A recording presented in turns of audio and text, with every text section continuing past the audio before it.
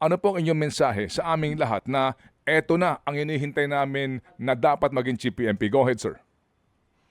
Maraming salamat po unang-una sa tiwala ng ating presidente at nakita niyo naman ang direktiba na ibinigay ng ating presidente ay nang inimplement natin ay tanggap na tanggap ng taong bayan sapagkat tama po ang wisdom ng presidente, meron siyang data na pinanghuhugutan sa kanyang mga direktiba. So ako'y nagpapasalamat sa ating mga kababayan, sa inyo Manong Ted at sa iba pang mga sumusuporta sa atin.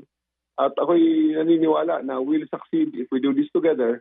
And I do hope na bigyan niyo lang kami ng 6 weeks muna bago natin ipatest at i-roll out sa ating mga kababayan, matest kung ano talaga ang nangyayari na sa mga reforma ng ating in-implement at sa mga programa na ginagawa natin sa ngayon. So, Okay. thank you sa ating mga kababayan sa pagsuporta sa atin.